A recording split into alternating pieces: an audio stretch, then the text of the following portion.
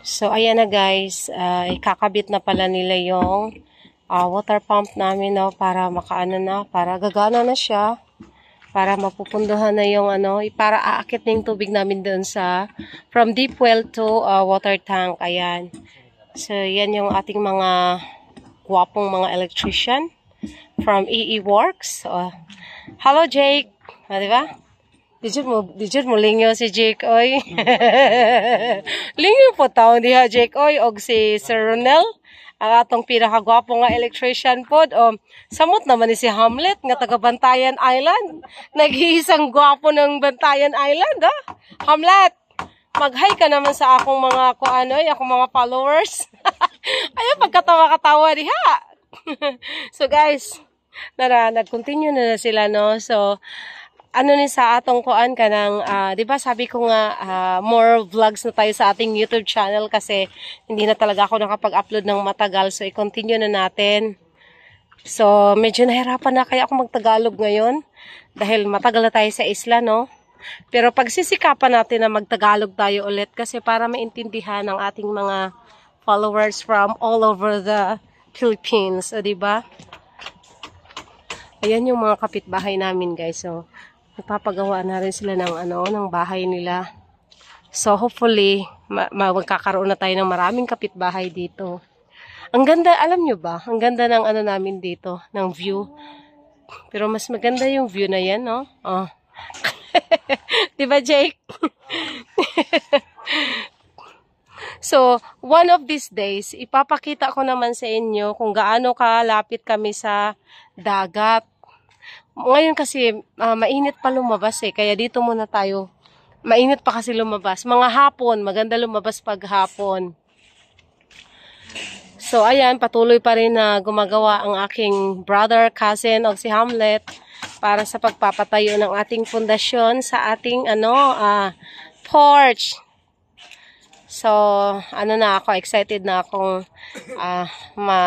makita ang ating porch kasi nahirapan kami pag umuulan, guys. Oy, pagka umuulan kasi, kapag yung hangin kasi papunta dito, so yung tubig papunta talaga yan sa loob ng namin, ng pintuan. So yung pintuan namin palaging nababasa. So kailangan talaga namin na magkaroon na ng porch para hindi nababasa yung pintuan namin. So sa ngayon, ito na, inaantay ko talaga na matapos na tong namin dito, installation namin sa water tank para magkaroon na kami ng tuloy-tuloy na tubig. Ang hirap kasi pagka walang tubig, kagaya niyan, nahirapan akong maglaba kasi yung washing namin, automatic, hirap na hirap, hindi kami makapag ng tubig. So, ayan na, busy sila. At saka isang araw, ipapakita ko sa inyo yung paligid namin dito sa labas, kung gaano kaganda ang isla namin dito, guys. Ano ba yan? Yung water pump na yan pala, ay nabili ko yan sa Unihome.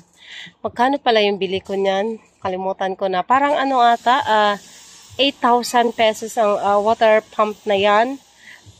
And then yung water tank, siya, 1,000 liters. 17,000 kung hindi ako nagkakamali. Parang 17,400 ata ang water tank na yan. 1,000 liters. So, ito guys ay price to ng Bantayan Island. Kasi syempre, nasa isla na kami, no? So, medyo pricey na kasi pag nasa isla ka na. Pero hindi ko alam kung nasa city. Hindi ko alam kasi kung nasa city ka, kung mas mura. So, sabihin nyo nga sa akin kung magkano ba yung price ng water tank dyan sa, sa city, especially sa Maynila, no? Baka mas mura dyan. Kasi dito sa isla, syempre, galing pa siyang city, ita-travel siya dito papuntang isla. So, medyo pricey na siya talaga pagdating sa isla. Excited naman akong makita ito. So, medyo lapitan natin. So, ayan.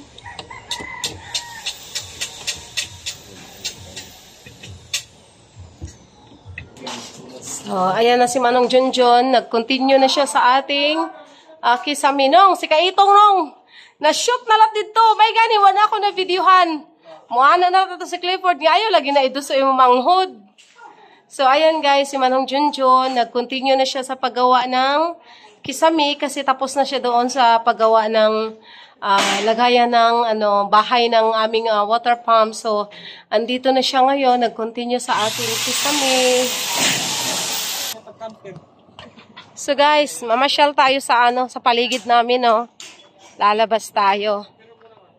Puntahan natin yung aming mga kapitbahay na nagpapagawa na rin ng, ang tawag nito, nagpapagawa sila ng mga hollow blocks kasi magpapagawa na rin sila ng bahay. So, punta tayo dito. So, ito nga pala yung, andyan lang yung kalsada pala namin, oh. Ayun, oh, di ba? Ang lapit-lapit lang namin sa kalsada. So, ayan yung aming paligid. Ayan. So, punta tayo sa kapitbahay. Papakita ko sa inyo. So, ito yung paligid namin. Ayan. Ayun yung kalsada, ayan yung sa amin, tas ito, medyo konti pa lang yung kapitbahay natin. So, titingin tayo dito sa mga kapitbahay namin, guys, no. Ipapakita ko sa inyo yung kapitbahay namin. Hello, pwede mo sulod? Pwede na mo sulod? Open ran eh, o diba? Kita gyud ang literal gyud nga mga marites. Sarado lagi gang. Musulod lang sa silingan, no. Oh, sumaw niya akong mga silingan dire. Mga pure good mga taga dire, no, mga taga dire good mi suka sa among pagkabata. Gana namin ni siya nga tanom, oh. Ini, oh. Oo. Tanong pangasa nang sa ilan na pangayo nang, oh. Diin. Ay mo dako ina siya. Pagtasin na siya na niya, mudamo iya tuwa. Hala, nice, no. So guys, kanay sa ila tanom, oh. Ayan, oh. May orange So kanindot oy pasudla ko ha kay yes, kanang anam dyan ni sa isla guys no machismosa ta. Umilami ang atong life kundi ta magchismis, di ba? So daghan sila tanom, oh. Ayan kamatis, daghan sila kamatis. So wala pa na sila dire magbalay, no, kay nagpahimo pa lang sila hollow blocks kay magtaod pa lang sila balay. So guys, daghan guys sila kanang kuan kamatis, mga ampalaya. Hello Chaimak. Pasensya na mo sa ako, kanang ilong na ako, makadungog gani mo kanang magsigiw kuan sa akong ilong na, gisaynos ko karon. Ayan guys, so, nagkuan sila, mao nilang bye-bye. So, pila ni siya ga? Pila ni ka, kuan nilang nahihimo nga hollow blocks? 5 kasako? Sa usara si kuya? Siya. Ay, duha sila. Huy, kasuga gud nila, grabe. 5 kasako? Grabe, no? Suga, oy. Kusog, no? Awa, niya, limpyo pa dyan kaayo, oh. Ligon kayo. So, guys, nagpahimo na lang sila og hollow blocks. Bago sila magpahimo og balay, nagpahimo sa sila hollow blocks, no? Para medyo makatipid naman sila. Kay, syempre, pag bumili ka kasi ng hollow blocks dito sa amin, ang per piece kasi ng, ng hollow blocks, unsa gani size, 4? 4, no? So, kuan siya, mga tag 24 or 25 depende sa hardware nga imong mapalitan. So dako kay kag ikatipid kung magpahimo ka og hollow blocks. Oo. So mao ni ang among silingan nga si Chaimak. Pinakagwapa diri sa Kagwangan, labi nagwaylain nga tupad. pero joke ra to ha kay Pero basi mo ingon ang atong mga followers nga kahinawayon ba ning Doroka Vlogs oy. Pero joke ra na naman guys, no, kay naanad na jud mi diri mga taga diri jud mi. So ilaha kuan pud nila ha diri kanang 200 square meter pud nila ha diri. Same ra ni siya sa amoa. So kani mga silingan pud namo. Hello, Chalinda. So among mga silingan. Nice kay na diri ilang place guys. So tanawa wala jud ni siya init diri kay napaligiran sila ng mga kahoy, mga lubi, mga germelina nga dagko kaayo, kay mito. Kagwapa ni Bunggis. Ay sagya ka diha guys, kay klaro kayo imong kuan na tubang. Mangakig si kuan si. Lagi mangakig kay. Ngano man na gaya ka man na. Ano perting mang dakuan na diha. So guys, nindot kay lang lugar, no? So mao ni dire guys, no, Bantayan Island. So mao ni dire ang mga Uy gani tambok lagi ka gang. Mao di ay. So mao ni siya si Kabonggis no. Si mga ka-princess di ay si mga ka-princess. Hello mga ka-princess. So nagva-vlog din yan siya. So nice kay dire. Mao ni siya sa una guys no sa mga kanang so dili pa kaayo kada bitong wala pa masyadong na develop ang among isla. Mao siya ay number 1 source of income sa una diri sa Bantayan Island ang pagpangisda ug ingani kanang tawag namo anino kanang kitang. Kitang may tawag ani. So mo nilang buhaton o ibutang nila dara ang taga, ayan o. Tapos ang tawag namin dito yung how. Ambot bahala na kayo sa Tagalog. Uy, ang hirap no. Ano ba sa Tagalog ang maghaw? Parang wala naman kasi sa Tagalog yan oh. Kasi Chalinda, nagtagalog ako para maintindihan ako ng aking mga followers. O kasi sasabihin nila, ma, magtagalog ka naman para maintindihan ka naman namin, di ba? So minsan, maraming mangbabasa atin na, oh, Bisaya, taga-isla, bakit ka nagtatagalog? Siyempre, ang ating mga viewers, hindi lang naman kasi from Bantayan Island. Na po yung mga taga Maynila, mga taga Bacolod na hindi sila nakaintindi ng islahanon. So guys, ganito yung ginagawa namin, no. So, ano to siya ha, yung parang parang andali lang siyang tingnan, 'di ba? Pero mahirap siyang gawin, masakit siya sa likod. Ayan oh, dati nung kabataan ko kapag gumagawa ako niyan, iiyak ako pagka yung katagalan na kasi masakit sa likod. Oo, totoo yan. Sakit sa likod. Oo, kapoy, uy. Alam mo yung galing ka pa sa school.